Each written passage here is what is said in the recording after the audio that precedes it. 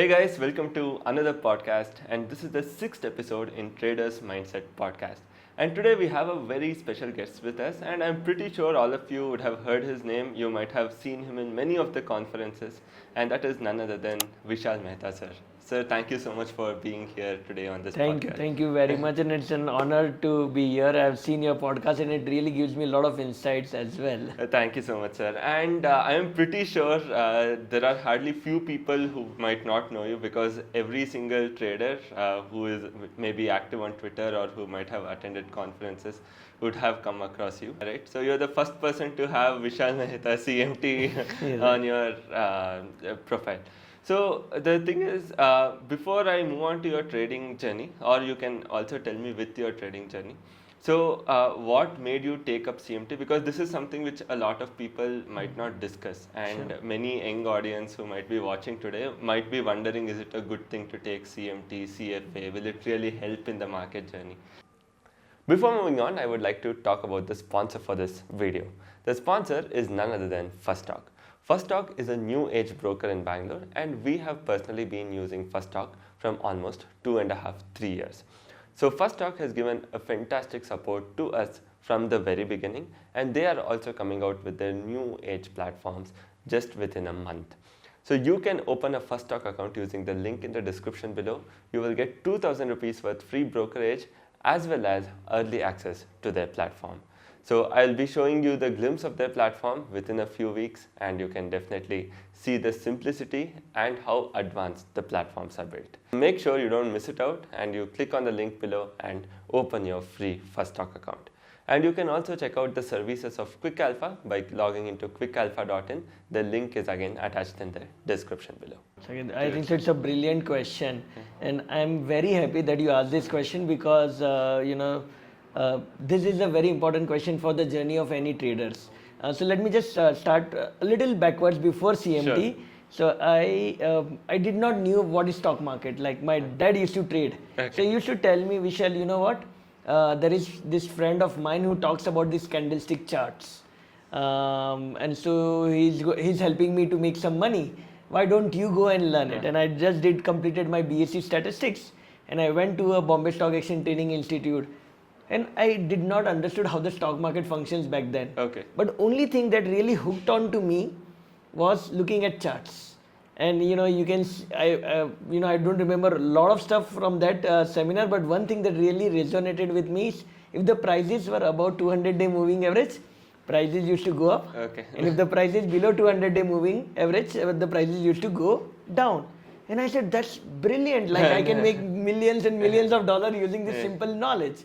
Obviously, it was too naive at that point of time. But then I started working for Spider Software, Reliable Software, where I used to interact with traders day in, day out. And with me, there was always charts, because Spider Software, Reliable were all technical analysis software provider. So this was around which year? 2002. 2002, okay. That's, 2 decades. 2 decades ago, yes. And that really kind of hooked on me. So it became like a lack of a better word, drug for me. Okay, I have to look at the charts day in, day out to get the feels and the pulse of the market. Then at that point of time, I realized, okay, I love charts. I'm doing what I'm passionate about. But can I do a professional course in it? Because I tried doing fundamental analysis, could not understood, so CFA was out of the question. Somehow I figured it out. There is a course from USA which is called Chartered Market Technician. CMT, and I reached out to them, and they said, you know what, we have been very few candidates of the CMT in the earlier days. You may want to apply for it. And I just went ahead with it, because I just did not wanted to get a job. I just wanted to enhance my knowledge about technical analysis, because when you study technicals, either you will be studying RSI or you will be studying ROC or Bollinger Band, but none gives you from the beginning till the end. Right. Like there are so many other things that is available in technical. So that's why I started doing technical analysis, CMT. Got very lucky, completed my level 3, got good sponsors to help me to get my degrees as well. And eventually I became a global director for CMT. Oh, nice. So that was an amazing journey that I have with the CMT. So now, in the sense, how has the curriculum evolved over, let's say, from when you joined, maybe to? So I will, since you're the global director, I think you will be the right person to. So how has the curriculum evolved? And also, one more thing, I would like to know is, so are people really today looking at CMT as one of their main professional courses or a side profession? Sure. So, curriculum has evolved a lot. I still remember when I gave my examinations, it was all point and figure, Iliad wave, lot of discretions, chart patterns, lot of discretion. And when I see the curriculum now, the curriculum is more towards systematic trading. Quantifying the technical analysis, because we have moved from a world where there was not much of an computer power. Now you can actually do an artificial intelligence or machine learning on the behavior of the price pattern to come out with Iliad wave patterns. Got it. Okay. Right? So same thing, the curriculum has evolved a lot, going into more systematic. And to answer your question about are the people looking at as in curriculum to their existing degrees? See, I'll be very honest with you. Every degree takes its time to get recognized. Right. CFA have been therein for long time. Right. Also, CMT is a very niche course. So if you do a CFA or any other examinations, you can get a job in investment banking, corporate finance, or maybe mergers and acquisitions. You have so much of plethora of information. See if you can. When it comes to CMT, you really need to be passionate about markets, and you should be really passionate about charts. Got it. Because a chart, or a chartist or a technical analyst, what we call ourselves as, not the chartist but the technical analyst, for any brokerage house there will be 5 fundamental analysts and 1 technical analyst. Because for cement sector there will be a different analyst. For pharma there will be, because there is so much of things going on. But for us, chart is a chart, right? So the thing is, there are little less opportunities, for the lack of a better word, compared to the other designation. But if you're passionate about it, it's a course that you should definitely do it. So my question to you, you have already answered half of it. So the follow-on question which I had is what kind of job opportunities? Let's say I have finished CMT. So let's say I'm a student who has just completed. Where do you think, or how do I approach companies, or which company should I look at to get my job opportunity? And last thing is, what can be, based on your experience, an average pay a CMT can? Sure. So let's talk about the first part of it, where all I can apply after completing my CMT. First and the foremost is the brokerage houses. Mutual funds and insurance company earlier, they used to look at technical analysis as taboo. It's like voodoo science. But over a period of time, you would not believe, in US there are chart rooms in Fidelity. Fidelity, which is being the biggest buy side in world, one of the biggest buy side, they actually have a chart room. Where they have plotted the charts since inception in Dow Jones.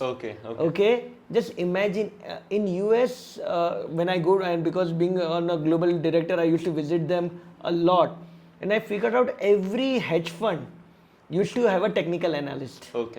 Interestingly, every brokerage has a technical analyst. You can become a research analyst by yourself and provide your investment services to the retail guys, which they are looking for, the genuine ones. Because the problem with technical and chartists is you just draw a trend line or a Fibonacci and you can call yourself chartist. But if you do a CMT and you are a research analyst, I think so your pedigree goes 1 notch up. Your ethics goes up 1 notch up. So you can become an RA, independent RA, and support the traders and the investors. Interestingly, you can become a relationship manager in a lot of brokerage houses or investment banking arms. So actually, sir, this is quite interesting because, again, I said we don't get to speak to a lot of CMTs, and that too, you being a global director, you can throw insights which most of the people who have completed also cannot do, right? So now the thing is, what I want to ask is, let's say I am a trader. Let's say I don't want to apply to a job, or I don't want to maybe do any of the things you said, but I want to trade for myself. Now there are thousands of books, YouTube videos available, right? So let's say I'm not looking at from a career point of view, but I'm looking CMT for a personal development of my own trade. So do you think CMT can be looked by even them? So given that there are so many free courses available or so many free resources available, to even looked at them, and did it really change the way you were trading before and after you finished your CMT, the way you trade? Sure. So, if a trader is an independent trader and trying to evolve it, and with so many courses and books available, it's good and bad. Okay, let me put it this way. Because when you are looking at YouTube and if you are attuned to one of style of trading, there are so many other ways of also making money. Okay, so you are just watching the videos about that thing, which is not bad, which is actually good. But over a period of time, you really need another arsenal in your tool. You can't just have one tool, right? Market evolves. Same thing when you go through a CMT, you are forced to learn other aspect of technical analysis. Okay. Even though you do not like them, like point and figure, I never used to like them. But I was forced to, and now in my journey, earlier I used to not like point and figure, but now I've started looking at them. Okay. Because over a period of journey, you don't know what's your style, how your style is going to evolve. But since you studied that point and figure or any other things that you did not had the chance to, you can go back to that easily and pick it up from there onwards. So, sir, I would actually like to take a small bit of liberty to maybe, let's say there is somebody who is just starting off with markets or who might have already started trading in markets. So I think maybe if you could share us some basic chart setups which you would look at or somebody can look at to build up their trade. So anyways, end of the day, everything comes with a chance and a probability. Right. But something which a beginner can use with some basic chart setups. So let me just pull out my laptop. Sure, sir. Yeah. Okay. So now one of the strategy that is very close to my heart and which really changed me after doing CMT was I'm going to show you about that.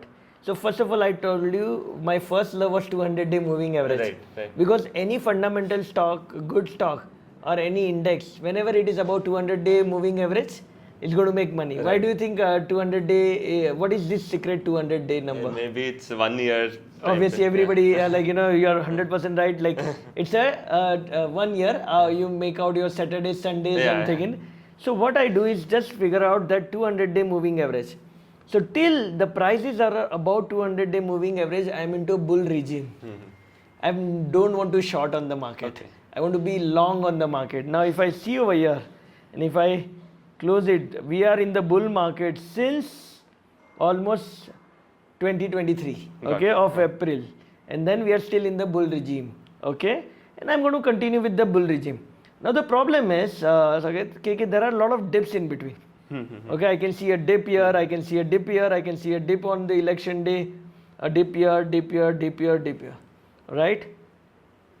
What if I wanted to be an opportunistic? And there is a famous saying by Warren Buffett, be greedy when everybody is fearful and be fearful when everybody is greedy. The same thing applies in a mean reversion trading strategy. Okay. Because when something is falling, okay, you tend to be fearful. Right. And that is where the opportunity arises. To be greedy. Yeah, you be greedy and opportunity arises. So that's where this famous indicator was introduced by a guy called Larry Connors. Okay. Okay. Up till now, if I would ask you, what is the moving average period that everybody looks for? 2050. 2015 and what we call it as a 14 period RSI. Okay. RSI, Relative Strength Index. And what is our overbought and oversold levels usually? They use a 70 or very 80 nice. and 70, 70-30 is usual our suspect of overbought and oversold. Interestingly, this guy did a lot of research and figured out for the mean reversion, a shorter duration gives you a very good indication. Okay. So give you an example, he started playing around with the 14 period RSI. And he came to a level and a conclusion that a 2 period RSI is the maximum power of predictability. Okay?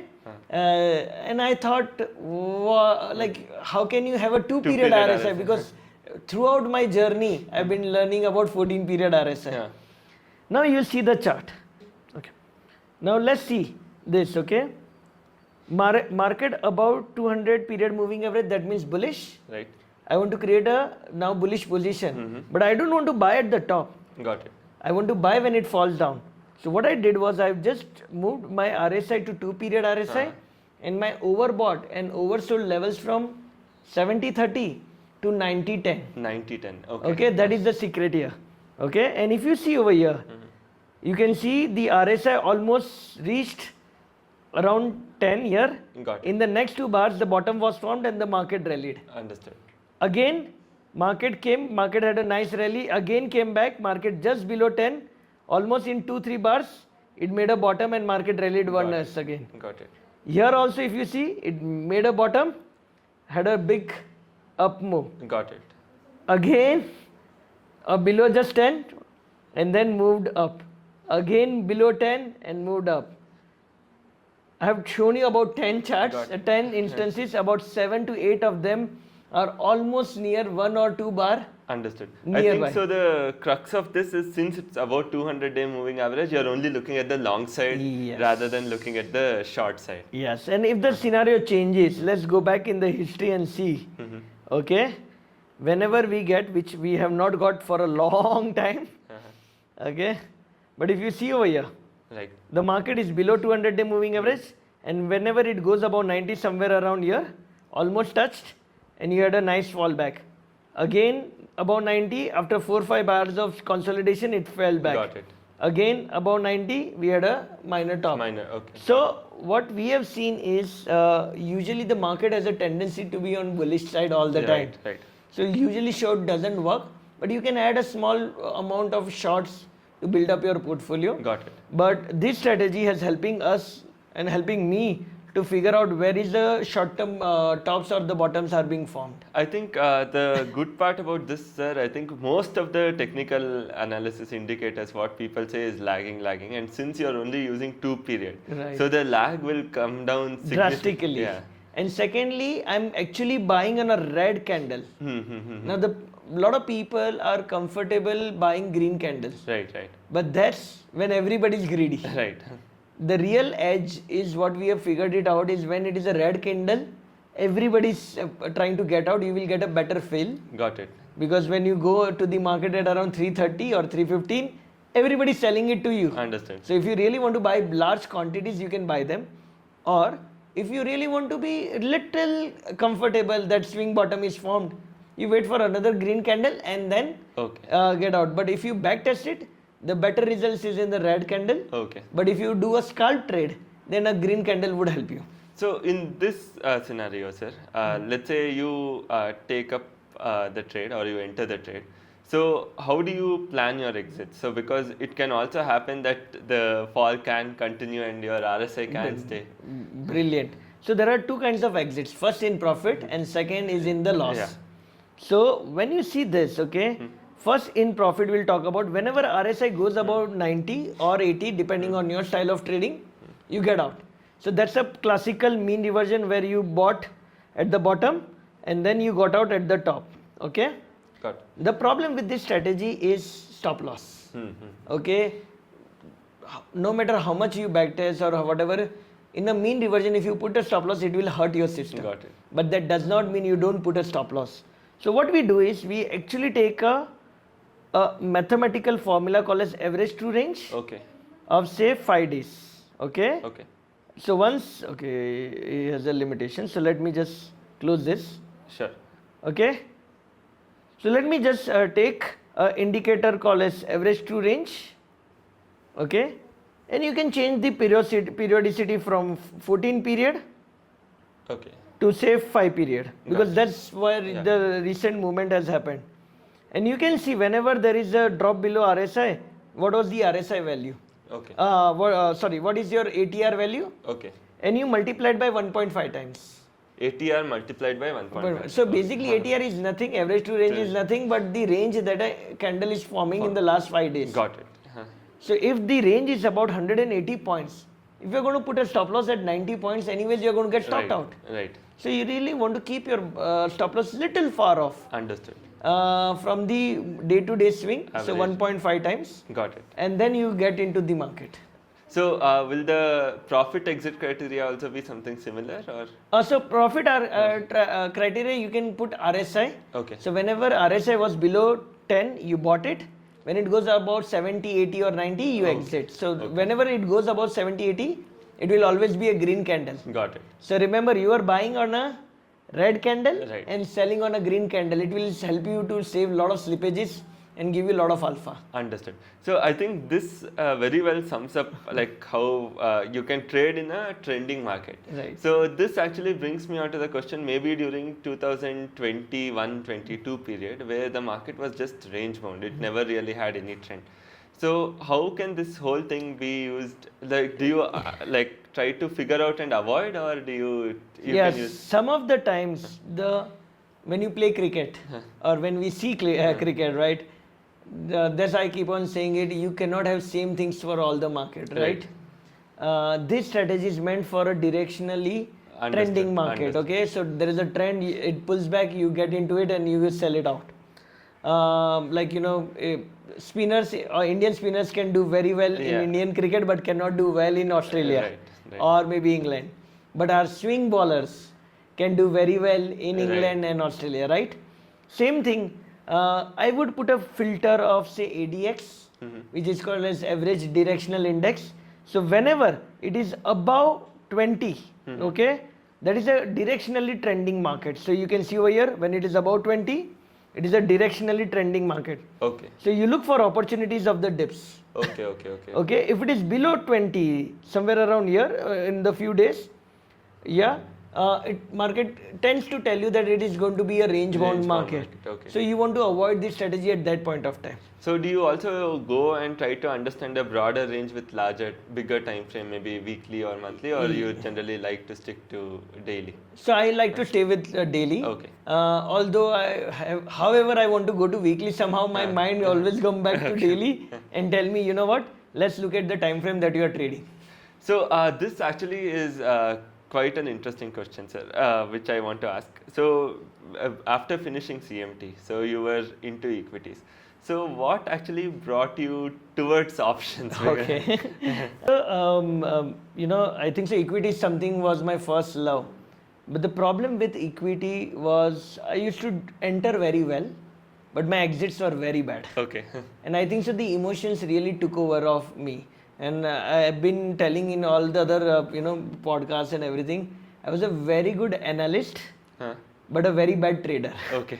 Okay, I can analyze the market very well, but if you ask me to put a trade, I was very bad at it. And during that journey, the options came into the picture. Options along with algos. Okay, that really combined with me very well. Why? Because options gives me a consistency of a return, and algos really helped me to get out of my emotions. Because whenever there was a think about exit, I would not exit either in profit or either in loss. Got it. Whereas algos really helped me to exit or master my exits, and options gave me that non-linear payoff, which also helped me to have a consistent return. So both kind of coupled with me in my style of trading, because I was never looking for big risk and return profile. My profile was consistently more money. Got it. So the thing is, sir, from here, right? So like I have a couple of questions. I will come to that. So like what I had planned for you versus where you are going is complete. But I think it's going in a natural flow, right? Yes. So like. So the thing is, sir, here when you actually hear people, they say, okay, master one indicator, right? So don't try to learn everything. There are hundreds and maybe 200, 300 different indicators. Sure. So like being in the market for 2 decades and only dealing with indicators, technicals.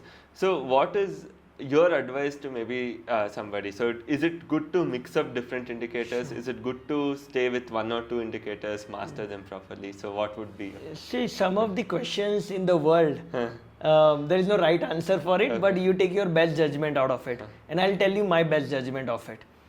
If somebody says, okay, master one indicator or anything, then everybody will tell you price. Okay, that is the best indicator that you can have it, because it will tell you everything that is happening in the market. My style is little different. I think in terms of three dimensionals. Okay, price is definitely one of the major factor. Secondly, volatility. Okay, what works in a low vol environment may not work in a high volatility Got environment. it.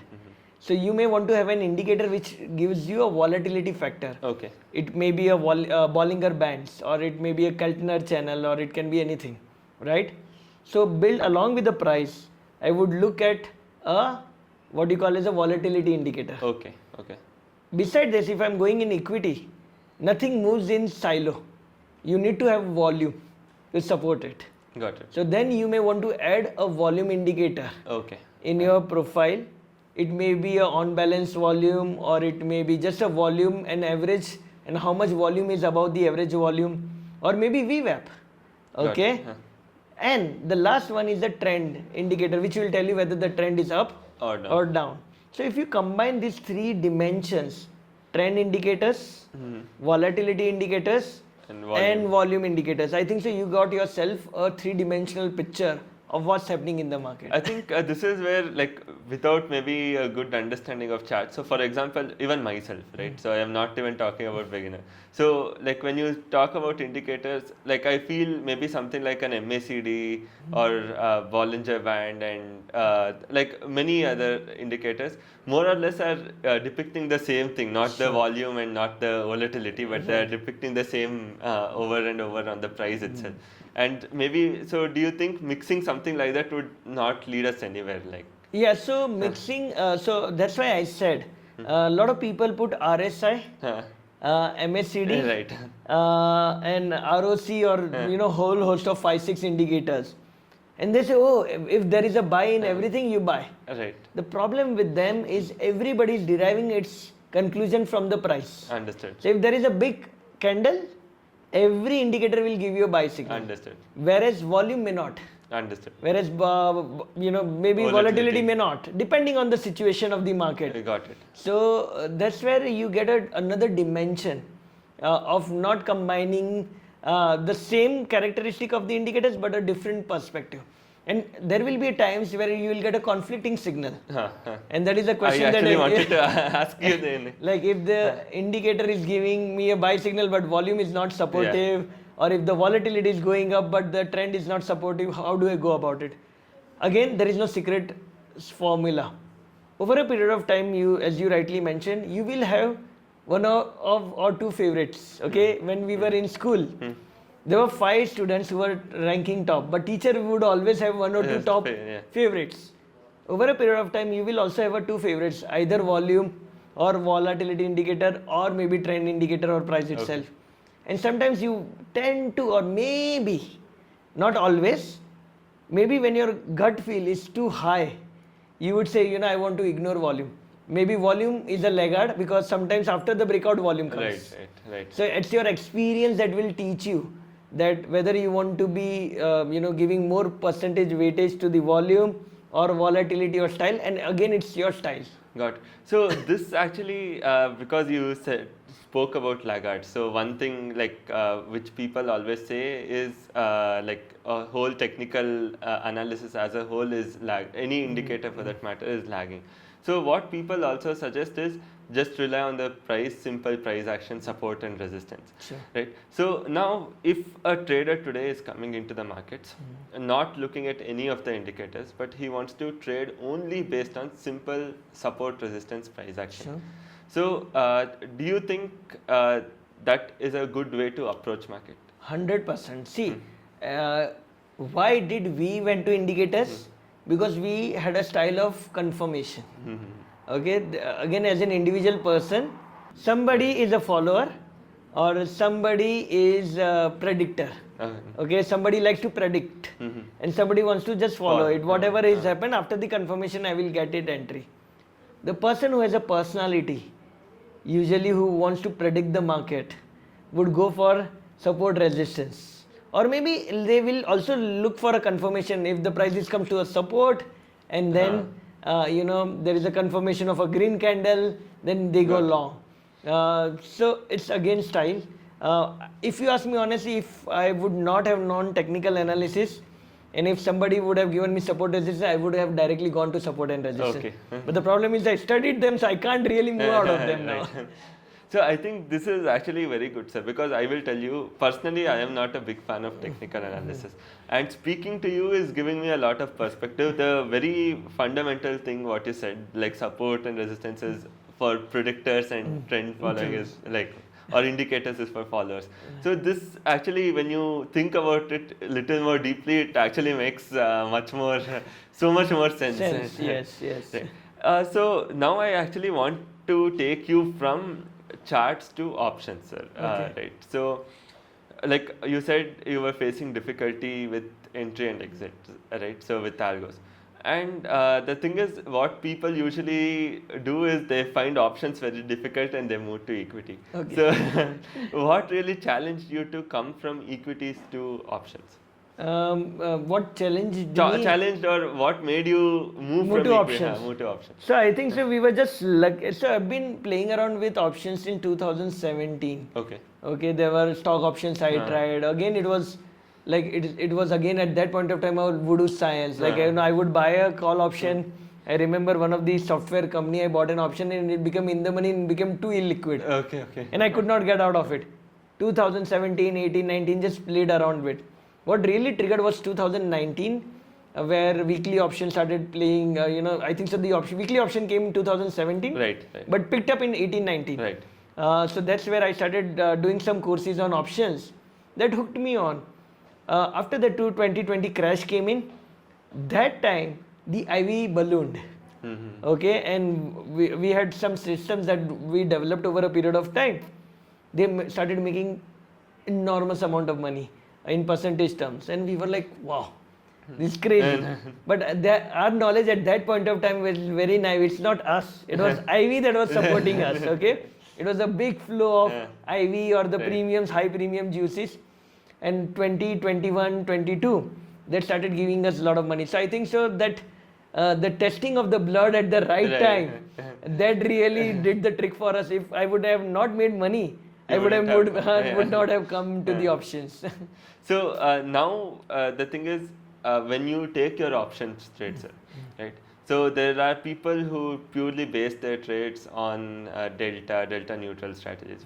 So there are people who base their trades only on price action.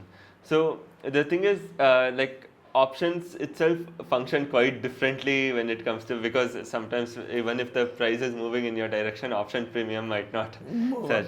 So while you're trading options, what all factors do you actually take a look at, or do you purely rely on price? And one very basic question which many people sometimes even text me or put on comments is, can you trade on option charts? Like, can you trade an option chart itself? Okay. So the first question, when we started out again, the journey that I told you about technical analysis, you would look for support and resistance, and then you start getting confirmations. Right. Similarly, when you are trading, and when you start going into size, you can't be relying on one thing. Right. If your size starts going up, you keep on adding new parameters. So for the matter of fact, we look at, earlier we used to look at only option prices. Okay, and try to trade on that simple time-based strategies, the famous 920 strategies. Yeah. Then we moved our journey to implied volatility-based strategies. Then we moved to put-call ratio related strategies. Then we are now looking at OI-based strategies. So we are trying to get a dimension from everything, because we do not know over a period of time. All of them have edge, but during this specific day, which edge is going to get more? And if I'm going to put all my money in one basket, and if the basket is gone, then I have a problem. Right. So yeah, my returns would be less, but my drawdowns will be in control, because I have a wide set of variety of strategies. So now when you said the basket is going to go down the drains, right? So what point when do you decide, like being a systematic trader for so long, so you might have already experienced this a lot, when something doesn't work, so what is that key parameter you use as a thumb rule to identify, okay, this is no longer working, maybe I should change? So there is a lot of theoretical answers that we always give. Is you backtest your strategies, and if you get a 2 times of drawdown, and then you get out of your I think so that's okay for theory. Okay. Practically what happens is you are always working on new ideas. And sometimes you figured it out, okay, this idea is much better and refined version of my existing ideas. Right. Let me replace this one with the new one. Right. So there is no, again, a mathematical formula to say, okay, you discard your strategies, because I've seen a lot of my close friends who were running a successful strategy, they discarded them and brought it with another better strategy. Okay. Because it's again comfort. Are you comfortable in your skin, or are you comfortable with that strategy that you have built over a period of time? Got it. So again, there is no thumb rule. It's just that your hunch will tell you that it's time to get out. But just again, a rule of thumb, if you want to keep it up, any option strategy, specifically option selling strategy, can remain in drawdown for 3 months.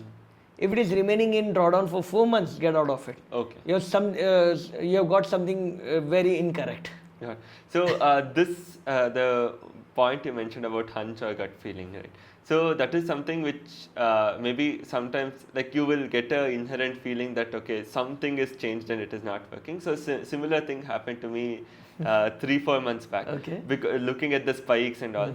So it gave me an indication that zero DT is something I have to start cutting my exposure towards. Right. Because at one point when moves like that come, and you're basically gambling, there is no edge left. Right. So you're selling options, and any point of time, anything can blow up, and you're just hoping and wishing that it doesn't. So at that point, I realized now I am not basically trading the market, right? I'm just taking the trade and wishing that this doesn't happen. Right. So that's when I slowly started to realize, okay, maybe the edge or the advantage here, what existed, is moving out. And I think maybe that is what you rightly mentioned. Realizing that okay, something which worked for so long, because I am a seller from 70, it's very hard for me to suddenly tell that okay, I will stop selling options. So which I can't obviously, so I can only reduce. So maybe identifying some factors which is not working out and realizing that maybe you can start looking at other options. Human hands cannot be coded. Right. And because at the end of the day, you are trading the system. Right. You are switching on and switching off the system, and if you are not comfortable, there is a very high chance if you got a system which you are not comfortable with, you may not run it for longer during the drawdown period. Got it, sir. So, sir, you have put things very well articulated. So the thing is, many things which I had where I was skeptical about. So you gave a quite good clarity, right? So this brings me on to my next question. Right. So one, you can take up let's say CMT, and you can get into something professional, like maybe into a mutual fund. Hedge fund is not there in India, but maybe somewhere. But we have AIF Cat 3. Right. So the thing is, let's say I want to become a full-time trader, but I want to work for myself. So what I want to know from your end is your perspective regarding, is it worth taking up trading full-time, and if yes, what is the capital? Because like I see a lot of people who train, right? So they tell, okay, come with 1 lakh, come with 3 lakh. Realistically it is not possible for him to build a sustainable living with that. So what according to you is a good, decent capital where he can come and expect a good size returns, which can also give him confidence to leave a job or consider this as a full-time career? Sure. I think so. Trading as a full-time is a taboo. Okay. In terms of if you are a trader, you are doing satta, you are doing gambling, and nobody will get the daughters married to you. That has been the past. What really changed, and when I was in US, it really was a very interesting word that they coined in. Okay. So up till now we were telling like there are retails and there are professionals. But there is a new category or new breed like us that has come in the market. We are called as pro-tail. We are not professionals like a hedge fund or mutual funds, but we are not completely retail also. We are treating this as a serious business. Okay, it's a professional retail. Right. It's a pro-tail. Okay, so that pro-tail, I think so. It's a good way to start your career, but be ready. It's not an easy journey. Okay, because in engineering, if you become a doctor, if you become something else, you study for 5 years. And then also you go through so much of hardship to become a professional in your field, or maybe top tier doctor or a top tier engineer. In this field, it is even negligible.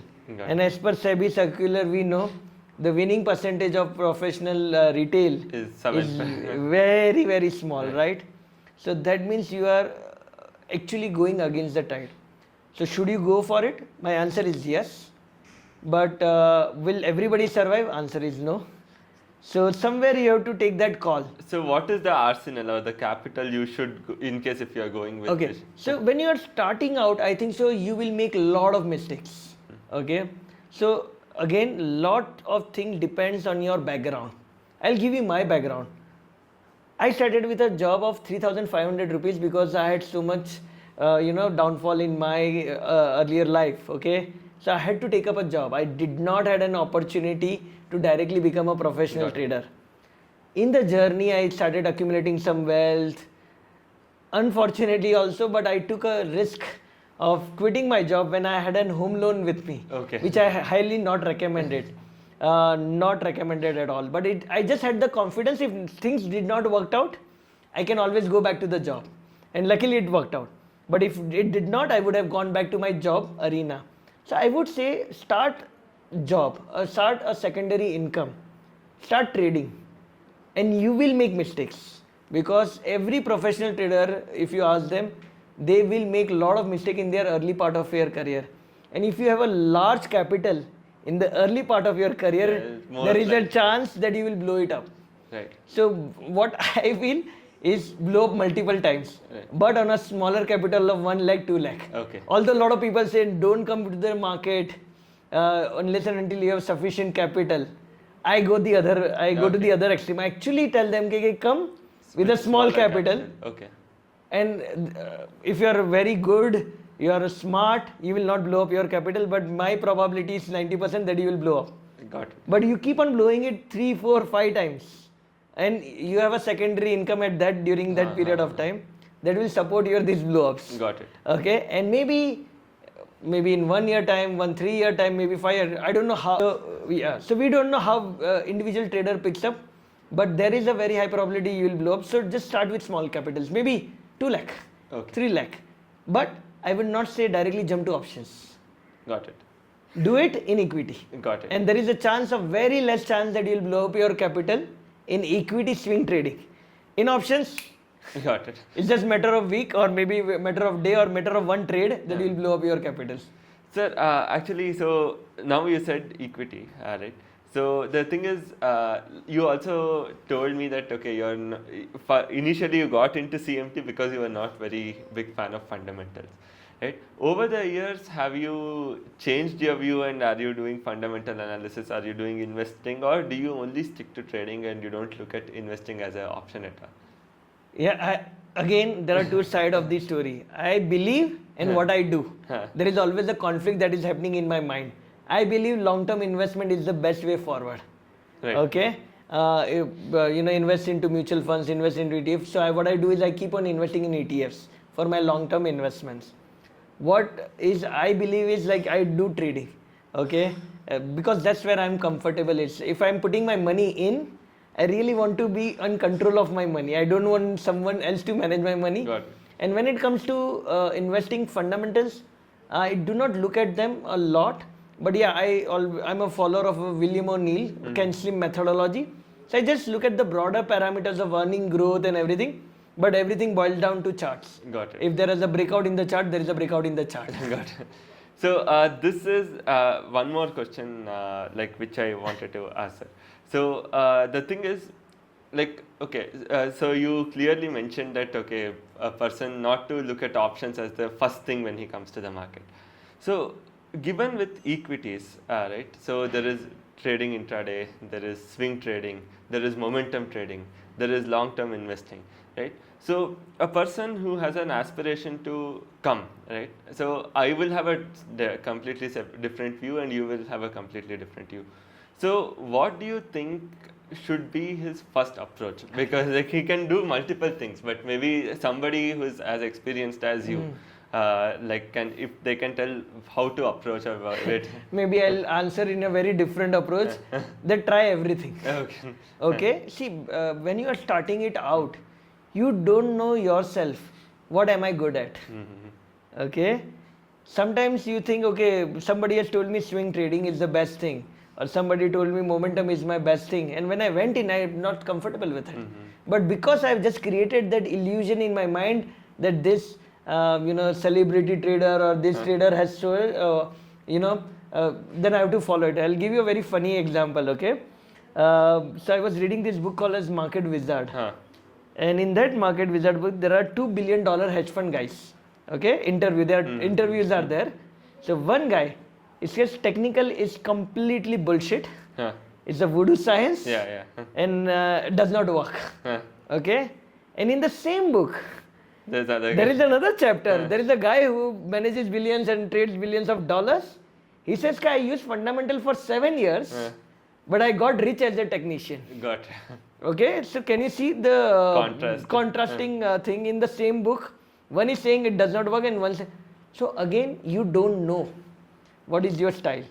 So that's why I said in your early part of your career, do everything that you can. Okay, maybe do a swing trading, do a intraday trading, do momentum trading, do a Elliott wave, do whatever. Depending on your speed and depending on your style, I would say maybe in a 1 year, 3 year or 5 year, you will figure it out. Okay, this is my style. Got it. So when option came to me, I just had that aha moment. Got it. Okay, this is completely fitting with my style in terms of consistent profit with good execution. I got it. So I think you have very well summed up the whole thing, sir. So just to give a summary of what we have discussed today, right? Starting off with talking about CMT as a course. So talking about who can take up CMT, what you will be learning in CMT, and how it has changed. So then we also spoke about how you can start building basic chart setups. So you also mentioned about 3-dimensional this thing of using volume, using volatility, using price, right? So then you also told very well about, so one thing which I really had a good takeaway is regarding using support and resistance as a predictor and using technical analysis as a follower, right? So then we also spoke about who can come into the markets, what kind of capital you can bring in, what you can try out, right? So you have given a very comprehensive approach for somebody. So I think this can really benefit a person who is really starting out today and who is looking to look at different sources to learn. Right? So I would really thank you so much for taking all your time out and coming here and giving us your time for this. No, pleasure all mine, and I really enjoyed interacting. And I think so you have asked so much of very interesting question that in other things I missed out on. So yeah, thank you. Thanks a lot. Thank you so much.